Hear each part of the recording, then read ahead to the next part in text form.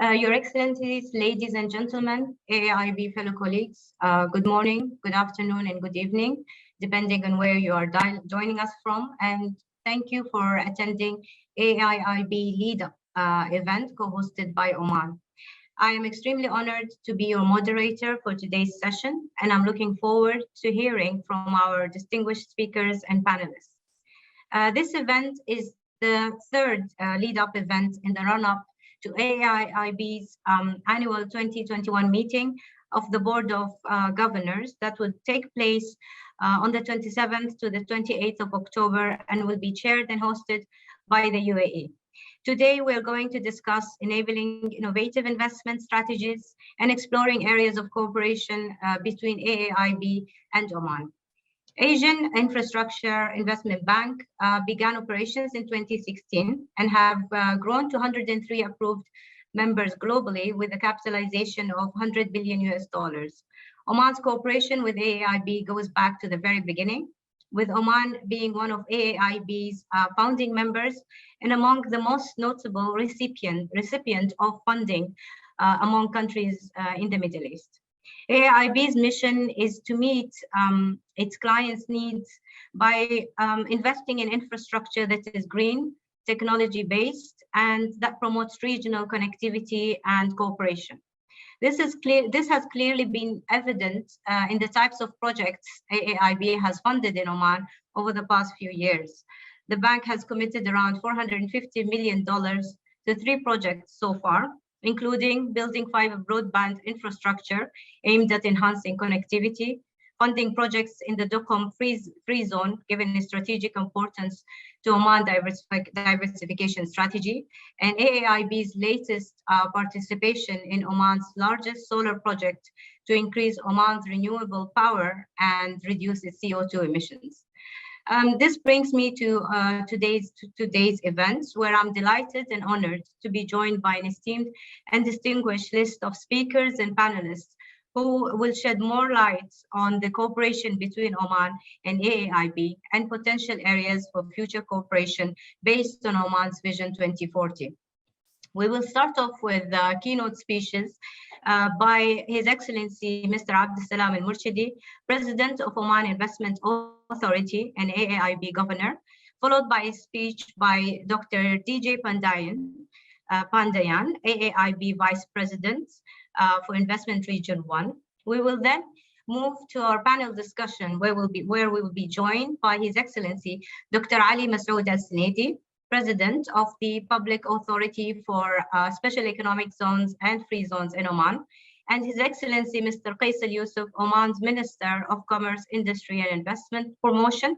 And from AIIB, we will be joined by Mr. Gregory Liu, Manager of AIIB Investment Operation.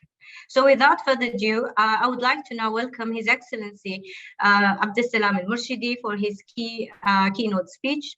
Over to you, Your Excellency. Thank you very much, Samra. Your Excellencies, ladies and gentlemen, good morning or good afternoon, depending on whatever time zone you are at right now.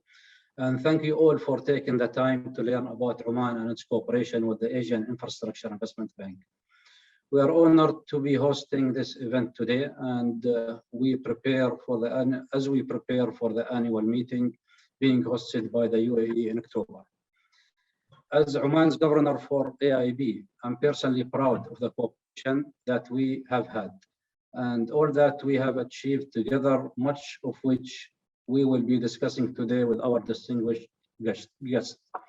The Sultanate of Oman has impressive ambitions for its economy, as demonstrated by the extensive goals outlined in Oman's Vision 2040. In order to achieve these goals, a massive investment in infrastructure needs to take place.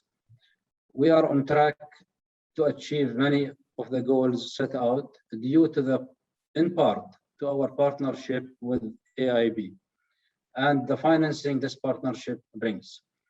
We are also proud that our partnership is growing.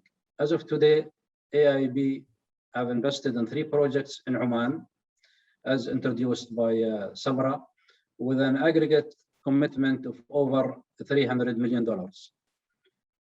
I would like to take some time to introduce you to one of the fruits of this partnership, a project we've concluded with Oman Broadband, and a showcase for the success that we have achieved together, especially in boosting Oman's digital economy. And back in May 2017, Oman Broadband approached AIIB for the financing of its ambitious business plan. Within a year, a financial strategy that ensured self-sustainability of the project was produced. This project marks a milestone for both organizations. For AIIB, the financing of Oman Broadband represents its first deal in the region, as well as its first deal in telecom infrastructure. For Oman Broadband, this national infrastructure project receiving external financing represents a demonstration of the confidence of the international market into the project. This deal was always more than financing for both parties. AIIB was exploring the government's intention in terms of digital economy, and Oman Broadband always understood its mission as value adding in the Omani economy as a whole, beyond providing telecom infrastructure, thus working towards its vision of enabling economic benefits in alignment with the government vision to building a sustainable knowledge-based economy. On the macroeconomic level, Oman Broadband could inject $240 million into the local economy, 50% of which through local SMEs, enabling around 800 Omanis to work around the project and continued supporting the private sector over the current pandemic. Thanks to Oman Broadband sustainability and this project, the telecom sector saw the emergence of two major players, Awasr in the fixed broadband area and Vodafone Oman in its mobile sector. Awasr rapidly became a disruptive force in the market, heading the fiber broadband market and forcing others to upscale their approach to serving businesses and individuals. This resulted in fiber optics penetration rising from 5% in early 2017 to over 31% early this year. Thanks to this, the online business exploded in the Sultanate, enabling citizens to have access to all essential resources, which was desperately needed during the pandemic. Many food suppliers and other services launched online services during the pandemic. This stimulated the private sector and helped elevate the negative impact of the pandemic to the private sector.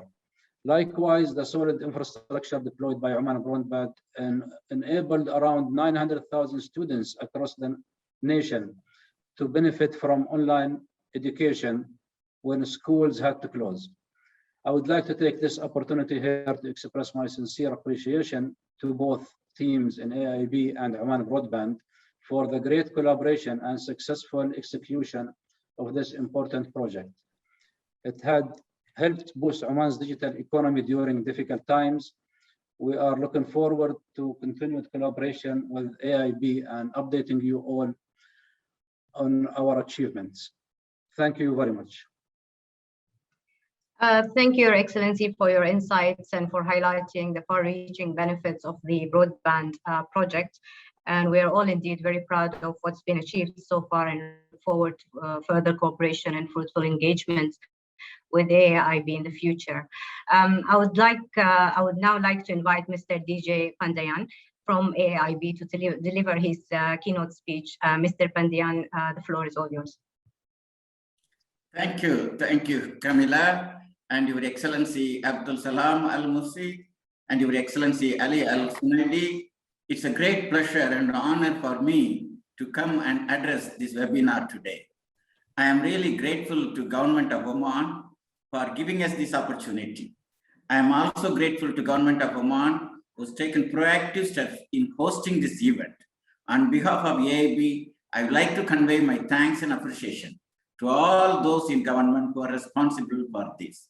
We are really having an excellent relationship with Government of Oman, and this is an example that we are hosting this event as an ongoing for the annual meeting of AIIB.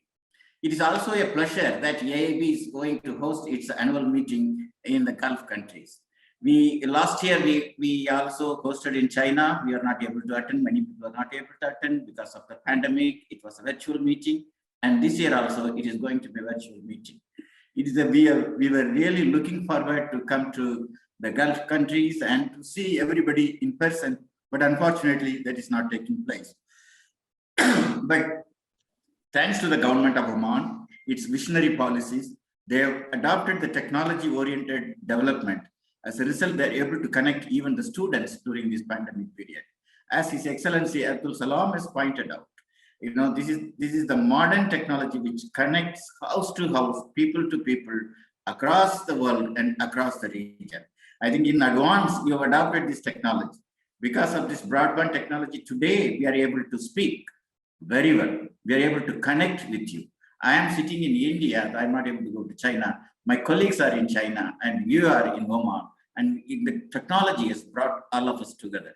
This is amazing. I am very happy and honored to note that AIIB was instrumental in helping Oman by providing a financial assistance for this project. We have started in the year 2016 with 57 members. I am also happy to say that Oman is one of the founding members. It has a visionary idea, so immediately it is joined. Today we are having 103 members not only from Asia, members from Africa, and members from Latin America also. This bank was started mainly to provide financial help to our member countries to carry out sustainable economic development through investment in infrastructure projects. We know that 2/3 of the population is in Asia, but our GDP is only 1/3. Europe and America, even though the population is less, their GDP is very high. To bridge this gap, we are supposed to have 2/3 of the GDP. That means we need to double our GDP. We need to double our growth. This needs trillions and trillions of investment. That is why AIIB was started to become a part in this process. We may be helping a lot, but this is just a ocean. This is a drop in the ocean. We may not be able to meet all the gap, but we can do something.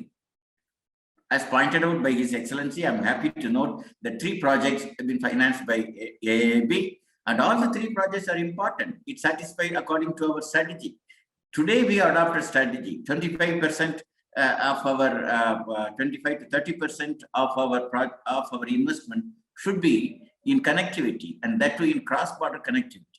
But our first project to be approved in Oman is cross-border connectivity. It's a Duqm port.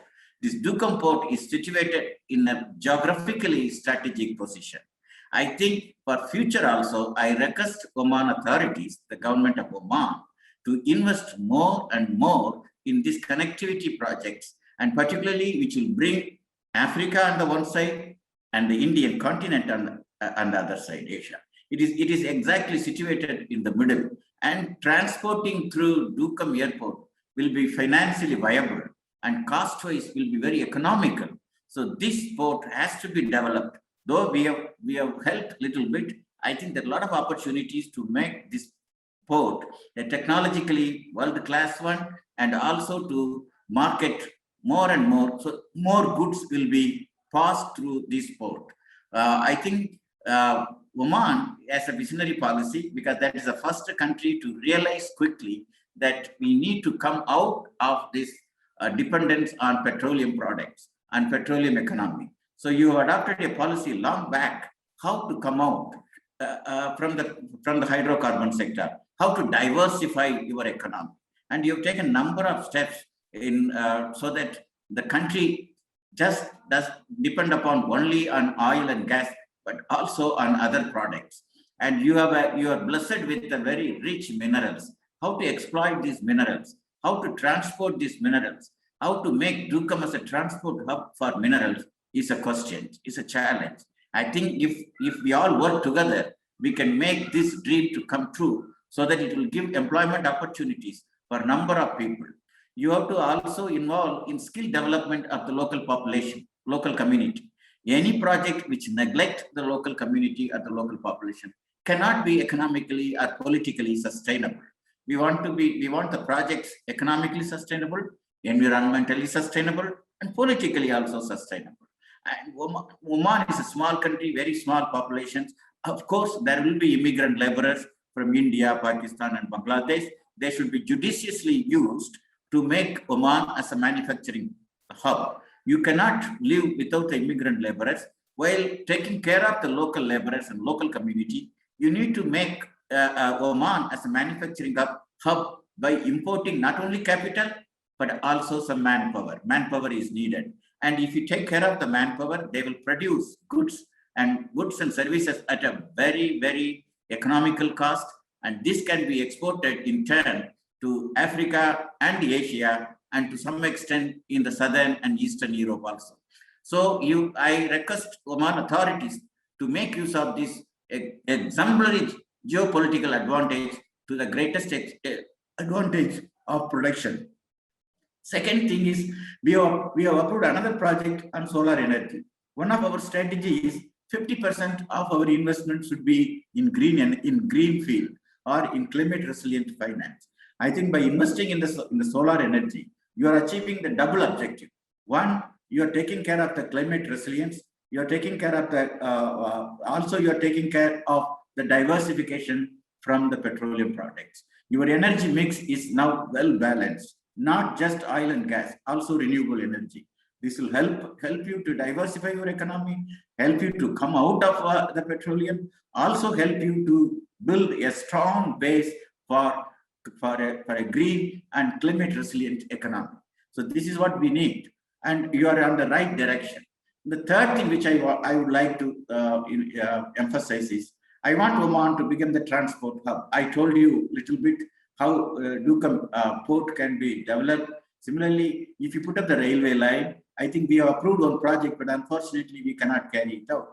If you put the railway line, of course, you have to get permission for neighboring countries and everywhere. And if you connect to the Central Asia, to Turkey, to Syria, I think it is going to be a great.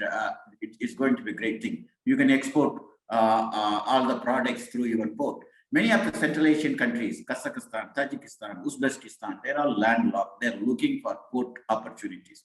How we are going to connect this? This needs a great regional cooperation. This needs a visionary leadership. And I am sure by your past experience, you can take care of that. Also, you should have a very, very friendly policies to attract foreign investment. This investment can come from China, can come from India, can come from many countries, and it should be invested in manufacturing, which will give a lot of employment opportunities, which will take care of the local community. Also, it should be a technology-driven manufacturing, and for which you already put the foundation through broadband. And once the capital and the laborers come, cheap laborers come, and when you put together all the factors of production, when the goods are produced and it is exported through the infrastructure which you have created, I think the future of Oman is going to be superb. I wish the government of Oman, the people of Oman, and all the authorities of Oman a grand success in their vision policy for 2040. I'm sure they will achieve grand success, and we are here at AIIB. I am happy to pledge you that we will be happy to support you in whatever way we can. Thank you very much. Thank you, Dr. Panjan, for giving us AIIB's perspective on Operation Oman and AIIB. And I couldn't agree less with you on the competitive advantages that Oman possesses and the need to speed up the diversification process. And I'm sure that the cooperation between Oman and AIIB, and of course, we will benefit from your experience and expertise with other countries in achieving their development objectives and goals. Thank you very much to both our keynote speakers. And I would like now to move to our panel discussion, and we'll be joined by His Excellency, Mr. Qais Al-Yusuf, Minister of Commerce, Industry and Investment Promotion. We also have His Excellency, Dr. Ali Masoud Al-Sunaidi, President of the Public Authority for Special Economic Zones. And from AIIB, we have Gregory Liu, Manager at AIIB Investment Operations. So I would like first to welcome His Excellency, Mr. Qais Al-Yusuf, who just joined us. Welcome, Your Excellency, and thank you for joining us today. And Your Excellency, of course, one of Vision 2040 key priorities is attracting FDIs into Oman. And I'm sure the ministry has been working relentlessly to enhance the business environment and facilitate the mobilization of foreign capital into Oman. So I have a couple of questions in this respect. The first one is, of course, what are the competitive advantages of the business and industry sectors in Oman from your point of view? And what have been the numerous initiatives and enablers that have been introduced recently to enhance this competitiveness? And finally, if you could speak to us about the advanced services provided to investors, which does facilitate the mobilization of foreign capital. So if you could just give us your point of view on how Oman is actually working to enhance the business environment and to help attract more FDIs, which is a major priority of our Vision 2040. So I'll pass it on to you, Your Excellency. Thank you, Mrs. Samra Al-Harthi.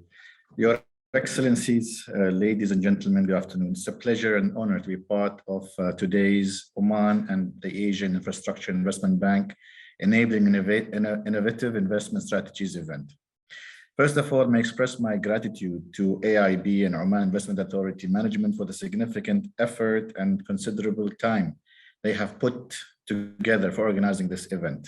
Thank you very much. Your Excellencies, ladies and gentlemen, attracting and retaining investment is hugely important to Oman. And under the wise leadership of His Majesty Sultan Haytham bin Tariq, and as part of Oman's Vision 2040, we want and we're working to making the Sultanate a place where more than ever business can grow, succeed, and thrive. Indeed, a key objective for the Ministry of Commerce, Industry, and Investment Promotion is to bring the attention of the international business community to the many investment opportunities Oman offers. Its exceptional potential in sectors including, but of course not limited to, renewable energy, manufacturing, fisheries, mining, logistics, and tourism. I thank Mr. DJ Pandya for his comment about the manufacturing sector, and it is very much an important sector for us that we want to promote and enhance, and we want to discuss how can we do so more than ever. In March this year, His Majesty's government has put in place an economic stimulus plan to aid the post-COVID event or post-COVID virus 19 recovery and boost Oman's competitiveness. The ESP has come as a result of talking to many businesses in Oman and some international investors as well, both local or international investors. The ESP is in a way to boost the economy and the plan which was launched in March 2000 this year. It had many parts, but some of the elements of it, I'm only mentioning a few of the elements. It has offered interest-free emergency loans to some businesses, tax and fee reduction and waiver, as well as the flexibility to pay taxes and installments, and the waiver of some certain government fees. The central bank worked together as well in easing some financial conditions through lowering interest rate and introduced some liquidity injections so the banks can have more liquidity to help businesses. Moreover, the plan reduced land rents in the special economic zones, Duqm and the Madain and many other industrial states. Maybe His Excellency, Dr. Sneidi might touch upon that. And this is from this year, January, until next year, December. For the first time, foreign companies were asking if they can own land. And Oman has been, one of the few Gulf countries that we have been very forward in this, and now we allow foreign companies to own land, which are over 5,000 square meters, that is either commercial or commercial residential, tourism or industry related. This was welcomed quite well by some investors that were initially not allowed to keep these land. And this comes as a way of encouraging and showing that the government is really pro-business government. I'm really pleased to say that the response of the international community has been very encouraging, and we're very pleased with that. I'm pleased to bring forward, although you might be well aware of, is the IMF's Article 4 report statement on Oman. And this report was honestly quite upbeat, and it was welcoming the strong and decisive leadership of His Majesty Sultan Haytham and the economic reform measure that has been put in place. It notes Oman's considerate and ambitious approach to driving greater economic efficiency across the economy, putting expenditures on a sustainable path. The IMF report also recognizes the government priority in implementing structural reforms that promote economic diversification, reducing bureaucracy, boosting public-private partnership, increasing non-oil exports, attracting foreign investment, job creation for Omanis, as well as supporting fiscal and external sustainability. I will not go into details about some of the measures we have taken, but in brief, we have launched recently one-day approval for economic licenses. We were very proud that out of about 1,800 activities listed in the Ministry of Commerce and Industry and Promotion, for about 1,500 economic activities, we can get the license to start your business within the same day. And we were happy to note that within the last few months, more than thousands of businesses that have taken advantage to use this. And we have actually, this is another way. Initially, the CR, the commercial reservation, you were able to get it in the same day. That's still there. But now the economic license, which means to start a business, the requirements for your other permits that go along with the CR. And like that, we're looking at other ways of improving business and seeing how we can making more business friendly and reducing bureaucracy. We are proud to say that the other factors remain, and you know it very well, our strategic location. And this again goes to why Oman, when you mentioned, Mr. Pandya, about about logistics and being the hub, I totally agree with you. And I think we have a number of locations that can really benefit from this. We have, over the last 50 years, our road infrastructure, our ports and the connectivity, our airports, the infrastructure is there. Is now, how can you build on this infrastructure and how can you bring the businesses to benefit from this? Also using our international agreements, our FTA with the USA, our GAFT, our Greater Arab Agreements with the Arab world. How can we use all this to access Oman as a hub for accessing more than 700 million customers? Guided by His Majesty Sultan Haytham bin Tariq, and with the launch of Oman Vision 2040, the ESP, together with the medium-term fiscal plan Tawazun, and the 10th fifth year development plan, as well as the recently announced investor residence program, we want people to come to Oman. And this is why we launched this investor residence program. And we hope that investors will be benefiting from this to work and live in Oman. And we are really trying to deliver more than ever a pro-business environment, making it even easier for international companies to take advantage of our outstanding business opportunities in renewable energy, logistics, fisheries, manufacturing again, and any other sector or any other sector that you think, even in sectors as in IT and innovation. We think that these are really a place where you can, with what we have and what's going for us, and the talented young Omanis we have here, I think we have it right, but we need the help and we need the support of international environment to recognize, to see how we can put their hands with the government of Oman, with the businesses of Oman, to see how we can take it to the next level. Sorry for taking a bit of your time. Thank you again to AIIB and the Oman Investment Authority for giving us this opportunity. And we're here to answer any other questions, Mrs. Al-Harthi. Thank you.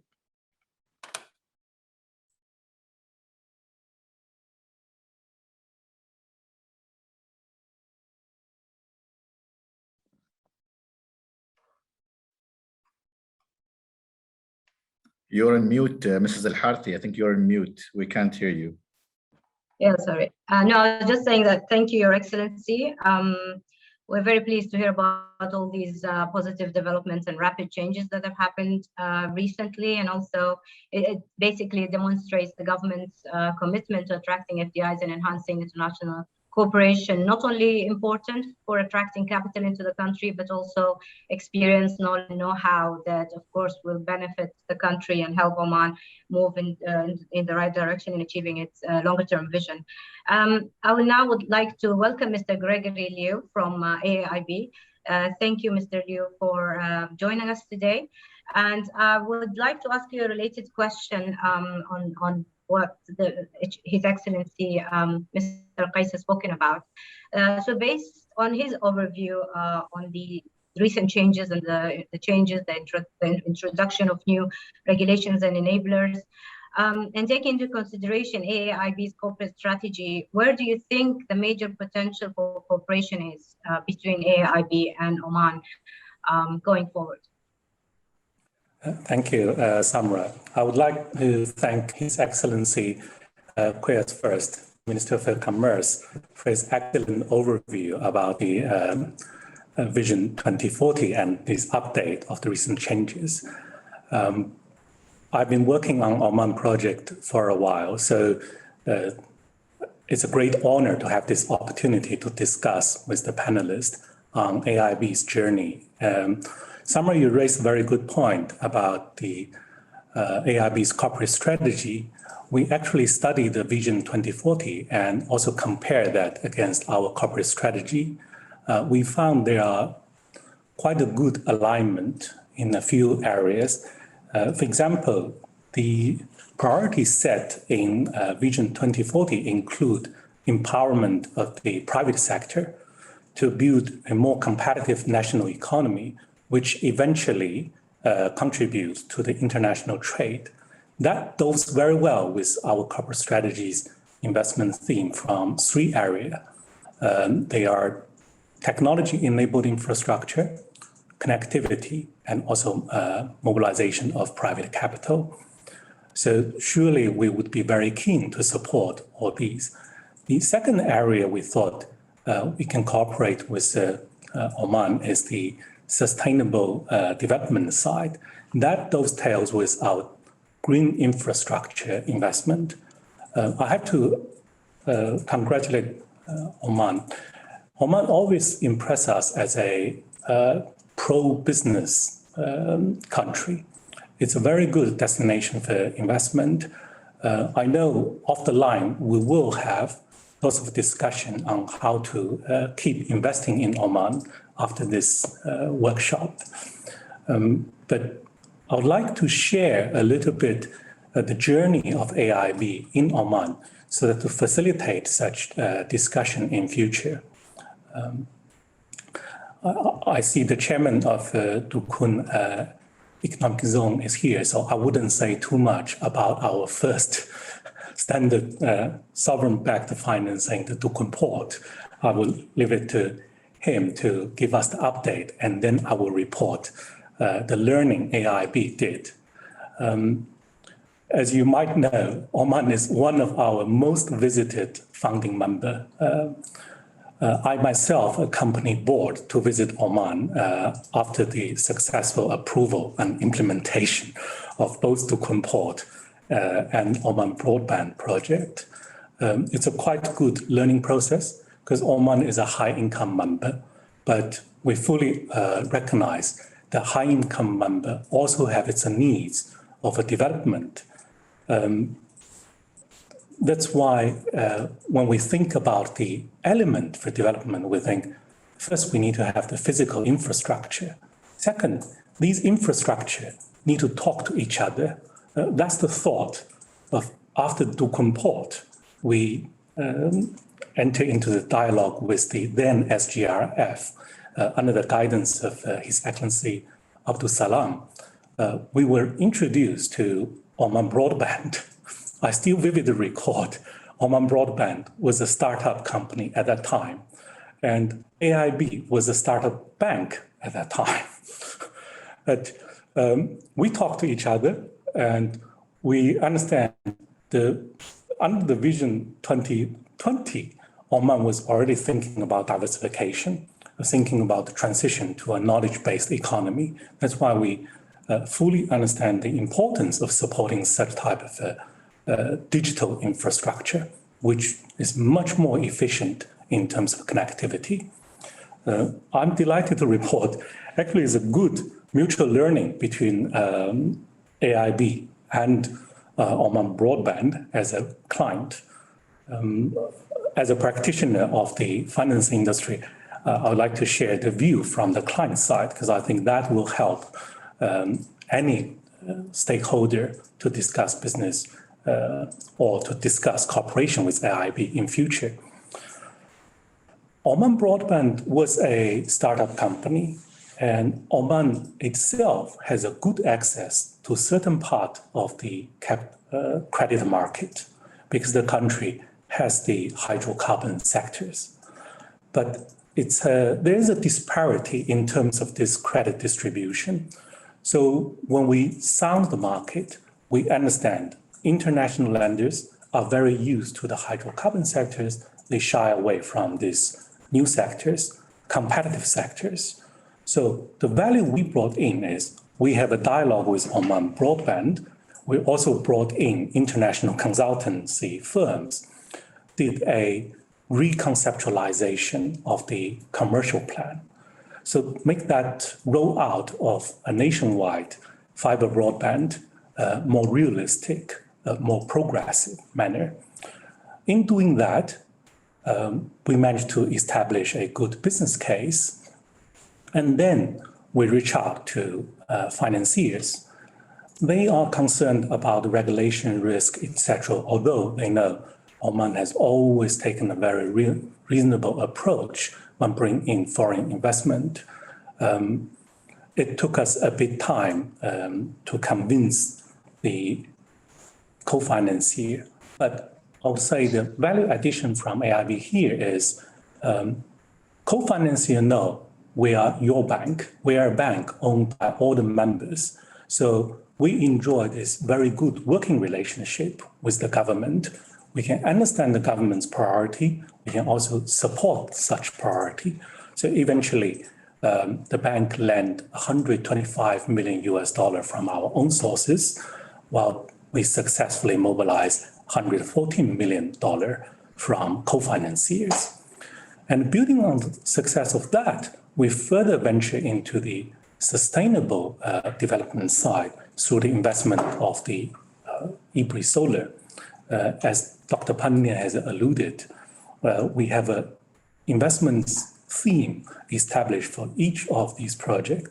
So on reflection, after hearing the encouraging update from His Excellency Kaisa, I thought the immediate sectors we can start explore together, including traditional sectors like transport, power, water, and telecom. But given the bank is also very young, so it's also have a great room to grow. To working with a high-income country like Oman actually also helped the bank to grow. As I said earlier, it was an educational journey when we accompanied the board visit Oman for them to understand a high-income country also have the development needs. So going forward, I don't think we would rule out cooperation in other sectors, as Dr. Pandya commented in the opening remarks. Infrastructure is only useful when the productivity of a country improves. That's why we very keenly looking to see how best to cooperate in the economic zones. For example, the other operation, other productivity sector. Another good news is the bank now also has a social infrastructure department. So I wouldn't be surprised if going down the road in future, we would also discuss opportunities in sectors like health. So I hope this gives a good overview. But key message I want to re-emphasize is we are your bank. We are the bank with all ears. Listen to your need. Thank you.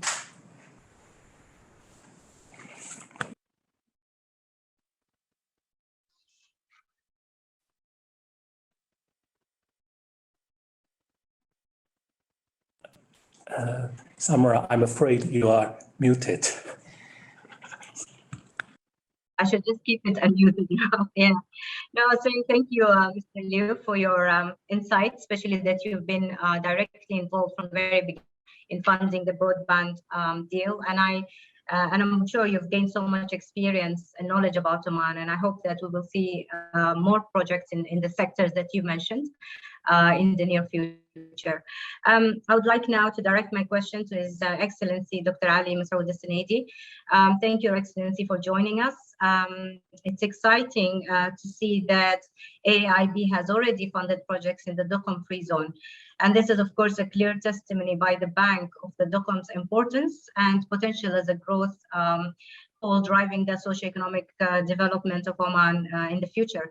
So we would like to hear from you on what are the competitive advantages of the Duqm Free Zone and the other free zones across the Sultanate. And also, if you could speak to us about the updates over the recent development of Duqm multi-kind projects, just to give a flavor on what's actually going on, given your first-hand experience and involvement on the ground with what's actually going on the ground in the Duqm and the other free zones. So over to you, and we're looking forward to hear your views on and insights on this. Well, thank you very much, Samra. And what I would do is to take it from where His Excellency Abdul Salam and His Excellency Qais have left it, in terms of probably digging deep into what those free zones and special economic zones can add in terms of the proposition of Oman for attracting investment. What I would like also to do that, come back later and echo to what Mr. DJ Pendian and also Mr. Giorgio Leo have said with regard to two particular areas. One is connectivity, and the other is, of course, stability of regulation and how to go forward from here. Probably for the benefit of the participants, the other participants that are with us today, we have free special economic and free zones in Oman. And I would say that although Sohar, which is 45 square kilometers of land, and Salalah, which is 20 square kilometers of land, and Al Mazuna, which is 14.5 square kilometers, probably now everybody is talking about Duqm for one reason, and that is the scale of it is 2,000 square kilometers. So you could see the scale of the special economic zone in comparison to the other three free zones. The second thing is that Duqm is in the making, while Sohar, as you probably already know, is a well-established port and a well-established petrochemical hub. So there are many companies that already understand their capabilities and their reason for existence. The steel mill of Jindal, the aluminum smelter, Valley, everybody who's in, of course, Sohar would tell you that it has been a worthwhile experience in terms of how the government was able to create a free zone that is attractive to multinational companies. Salalah in particular is also a different creature on its own, because Salalah this year have already touched on its almost peaking capacity of 4.3, 4.5 million TEUs. And that's a lot of cargo already in such a port. And they are already in the thought of expanding. Both ports are co-managed, of course, with international companies, A.P. Møller-Maersk, of course, you know, in Salalah, but also in Sohar, you've seen the capabilities also of Rotterdam. Now, Duqm in particular comes as a different package, because what it has now is an investment of about 2.5 billion Riyal Omani that is already completed, partly state investment, partly is financed, and one of them, thank you very much, is done between the Investment Authority and the AIIB. And that is a sizable investment that is right there on the ground. Secondly, we have just completed the gas pipeline to Duqm, because as you already know, Sohar and Salalah had a capacity which is almost used up. But the capacity that is now targeted for Duqm is huge. It is 25 million cubic meter of gas daily. And what has been already allocated is 7 million to the refinery and the power station. We already have now a parcel of 5 million cubic meters of gas that we are now discussing with potential investors in the metal sector. So we are very much open to ideas, and the pipeline is already there. The quantity of gas is already earmarked for us. And in the long term, 7 + 5 would also add extra capacity to reach 25 million. Another important factor of Duqm, and that's very, very, very critical, is that we have allocated 200 square kilometers of land for renewables. It's very important to understand that Duqm has, throughout the months of the year, over 10 knots of wind, and it's sunshine almost around the year. So we have DEMI already with the Investment Authority, and we have also ACME of India. Both the European and Indian company are now testing the wind and the solar parameters of Duqm. And we hope that within probably 2 years, we would have some capacities of green hydrogen, green ammonia produced out of Duqm for export. This is also important because, as you know, the port of Duqm itself is ideally located, but has also a depth of 18 meters. So that makes it very attractive for huge ships. We have already placed an order for 4 mega cranes, and we have floated a tender through, of course, the port company and ASIAD to look for a partner with that respect. And these 4 cranes are already 5G compliant, coming back to the issue of connectivity that was raised earlier by DJ Pandian. Connectivity is also important because we have just created next to Port of Duqm an adjacent port, which is 10.5 meters deep. So you have an 18-meter deep, you have a 10.5-meter deep port, and both of them complement each other. And this is very rare because it's not in Sahar, not in Salalah, nowhere in Oman, and probably not many places, not in Africa and not in the area. So these 2 ports will work together, not compete, but work together. One of them is mainly targeting fish, the fish sector. And I hope that the AIIB would be interested to look into some of the fish projects that are done by our state-owned fishery company owned by the state fund, but also look at the possibilities of other food coming in and out. Because of the proximity of Duqm to Africa, and because of the shortage of food supply to the GCC, we think Duqm can also add value there. So that's very important. What's particular also about Duqm, although Sahar has its port and airport, Salalah has its port and airport, Duqm has 2 airports. So actually Duqm has 2 airports and 2 ports. The second airport is basically Ja'luni, which is about a 35-minute drive from Duqm airport, which gives you for holidays and for chartered flights quite a requirement for many of them that you should have a standby airport next door. And I think this is what makes Duqm, and this is why His Excellency Abdul Salam and perhaps His Excellency Qais earlier talked about touching on the issue of our ease of business, but also attracting investors and having places like Duqm, Sahar, Salalah probably as a destination. But I think what we have also in Duqm, and I'm touching on the issue of regulation by Lou earlier, we are a self-regulated authority or agency in Duqm. So we are actually the Ministry of Housing, we are the municipality, we are the environment agency. There is the environment law for all free zones is in the hands of the authority, which allows us actually to have a one-stop shop for major investors if they're coming to any of our free zones. We still use the Invest Easy platform by the Ministry of Commerce Industry, which is a very well and advanced system. We also use the e-visa by the Royal Oman Police. We also use the e-customs by the Royal Oman Police, but we bundle that together with our own regulatory framework in Duqm, which allows us to make decisions faster. Probably we could license a hotel in Duqm in less than 7 days, and it has been done before.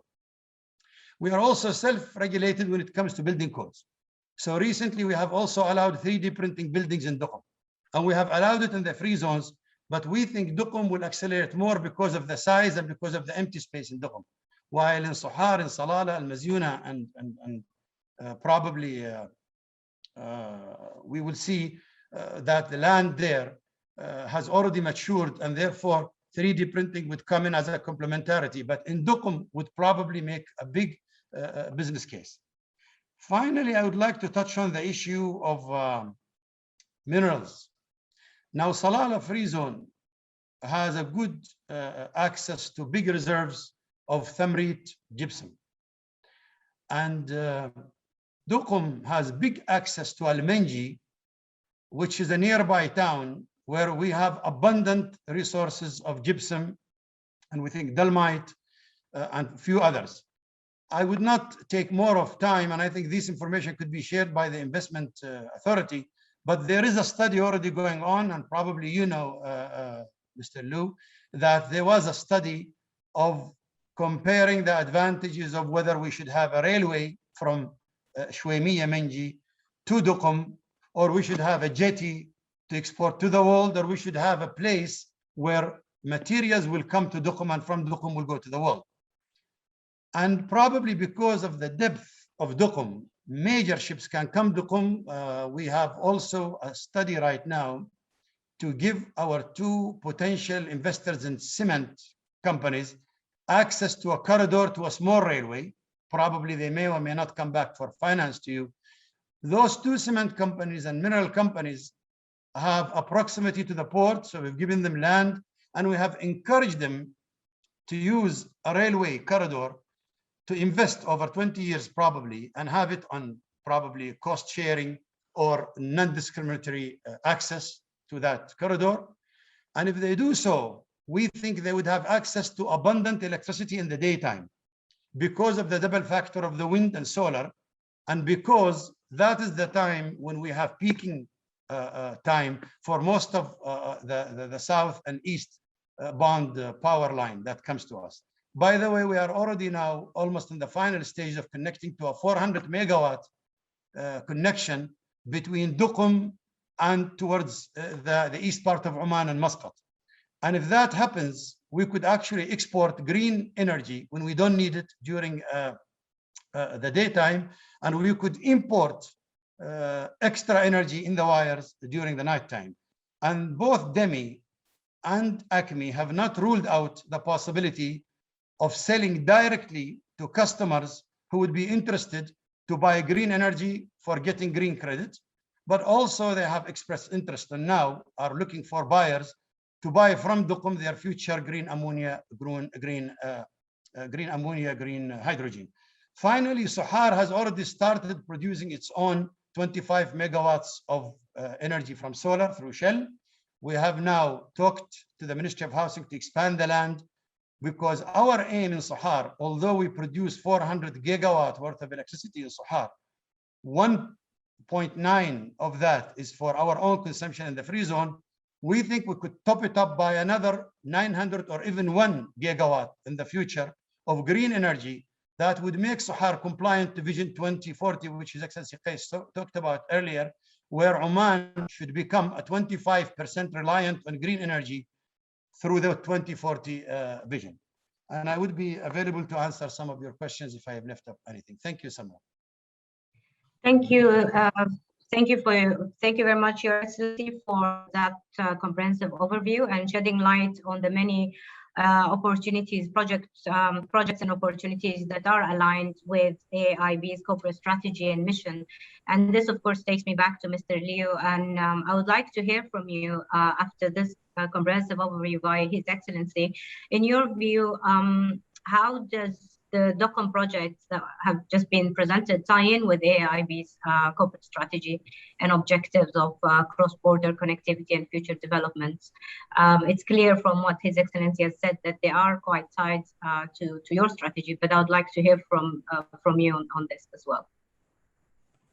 Thank you, Samra. I would thank His Excellency for the superb update about this big scheme in Duqm. It's so encouraging to hear it. I have to say Duqm is a showcase project for AIIB because it's one of the first standalone project AIIB did in the first year of operation. On hindsight, we thought this is a great project because, as Dr. Pandian already highlighted, it's strategically located. It connects Africa, India, and the subcontinent and Middle East. From AIIB's side, we're pleased to see that we add value through the provision of the funding to the port, and also we bring in some international expertise to help improve the operations side. It's a pleasant journey to go with the Free Zone Authority. Over time, we have clearly observed the build-up of the capacity. The railway project was touched upon. We knew that from the very early days. And we're so pleased to hear now probably is the time to think very carefully how to bring this to materialization. AIIB definitely look forward to work very closely with the Port Authority and Free Zone Authority to further explore. On a separate note, I thought it may be helpful to also share how the thought process go within AIIB about this investment in Dukun and Oman as a whole. After all these years, more and more there's a consensus forming. We understand the need of the second generation development challenge to be addressed. For a high-income country, we can see there's still marked regional disparity. Dukun is a very good example in this case. As His Excellency Dr. Ali mentioned, it will create employment. It will meet the rising socio-economic demand of the younger generation. Those are exact area AIIB want to work closely, and that's tie very well with our corporate strategy. So I would say we can't wait if COVID-19 become manageable. Once the travel restarted, we look forward to immediately deepen the discussion with our client in Oman to see how best we can help. I think it's critical to have a holistic scheme. It was touched upon. There's a renewable energy, there's the transport itself, there's probably the manufacturing side, which is more termed as the other productive sector. So for the bank is we need to understand clearer where we position ourselves. Some projects, if they are not immediately economic viable, it might need to be sovereign guaranteed, but the more economically viable project can be done on the non-sovereign guaranteed basis.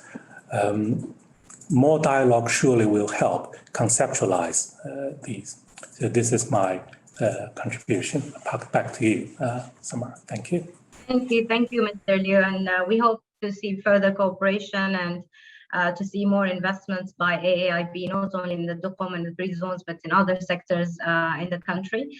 At the end of our session, I'd like to thank all my guests for their time and insightful views today that demonstrated the solid relationship between Oman and AIIB so far. I'd like to thank His Excellency Mr. Abdulsalam Al-Murshidi, His Excellency Qais Al-Yusuf, His Excellency Dr. Ali Al-Sunaidi, and our guests from AIIB, Mr. DJ Pandian and Mr. Gregory Liu. It was a very interesting and informative session, and we hope, of course, to hold more sessions in the future. As Oman, of course, has begun implementation of its Vision 2040 at the start of this year, the vision does set ambitious targets and priorities with the aim of seeing Oman joining the ranks of developed countries. This will, of course, present exciting investment opportunities both for local and international investors. And I'm sure that AIIB will remain one of our key partners in building this exciting future. Thank you all very much, and I wish AIIB a successful annual meeting in October. Thank you. Thank you. Thank you. Thank you. Thank you all. Thank you, Samra. Thank you, Your Excellencies. Thank you very much. All the best. Thank you, Excellency.